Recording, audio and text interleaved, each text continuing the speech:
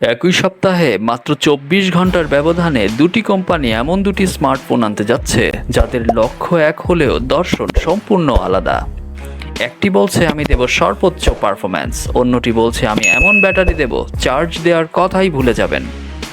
১৪ জুলাই চীন এবং ১৫ জুলাই ভারত। লিক এবং টিজার অনুযায়ী রেডমি নোট 17 প্রো এবং মটোরোলা A70 ম্যাক্স হতে পারে এবছরের সবচেয়ে আলোচিত দুটি স্মার্টফোন। কিন্তু আসল প্রশ্ন, কোন ফোনটা ভালো, নাকি কোন দর্শনটা আপনার জন্য সঠিক? আজ সেই গল্পটাই জানবো। মটোরোলা অনেকদিন ধরেই প্রিমিয়াম মার্কেটে আবার শক্তভাবে ফিরে আসার চেষ্টা করছে, আর বিভিন্ন নির্ভরযোগ্য লিক যদি সত্যি হয় তাহলে A70 ম্যাক্স হতে পারে তাদের সবচেয়ে সাহসী পদক্ষেপগুলোর একটি। গুঞ্জন রয়েছে এতে থাকতে পারে স্ন্যাপড্রাগন 8 জেনারেশন 5 চিপসেট। যদি সেটি সত্যি হয় তাহলে এই প্রাইস রেঞ্জে এটি হবে বড় চমক। এছাড়া প্রত্যাশা করা হচ্ছে বড় QHD plus display, 144 hertz refresh rate, অত্যন্ত উজ্জ্বল অ্যামোলেড প্যানেল, বড় ব্যাটারি, এমনকি ওয়্যারলেস চার্জিংও থাকতে পারে। অর্থাৎ মটোরোলার পুরো ফোকাস পাওয়ার উইদাউট কম্প্রোমাইজ। তবে গল্পের অন্য পাশে দাঁড়িয়ে আছে একেবারে ভিন্ন একটি দর্শন।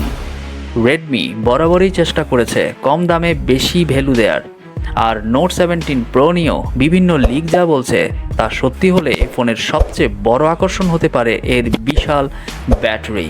অনেক রিপোর্টে 9000 মেগাহার্টজ পর্যন্ত ব্যাটারির সম্ভাবনার কথা বলা হচ্ছে, যদিও অফিসিয়ালভাবে এখনও কিছু নিশ্চিত নয়। এছাড়া প্রত্যাশা করা হচ্ছে 67 watt fast charging, reverse charging, Gorilla Glass Victus 2, IP69 লেভেলের ডাস্ট ও ওয়াটার রেজিস্ট্যান্স।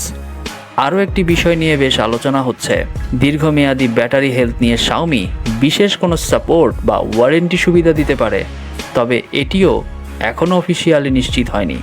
অন্যদিকে পারফরমেন্সের ক্ষেত্রে রেডমি সম্ভবত মিড রেঞ্জ চিপসেটের উপরই ভরসা রাখবে।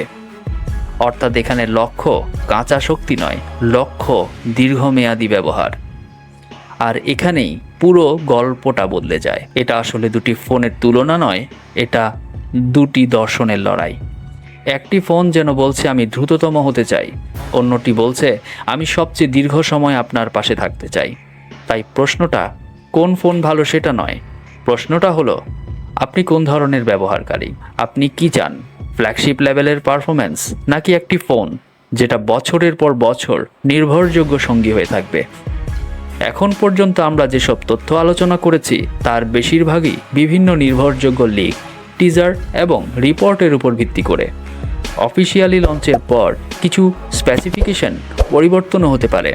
তাই আসল পারফরম্যান্স, আসল দাম আর বাস্তব অভিজ্ঞতা জানার জন্য আর মাত্র কয়েকটা দিনের অপেক্ষা।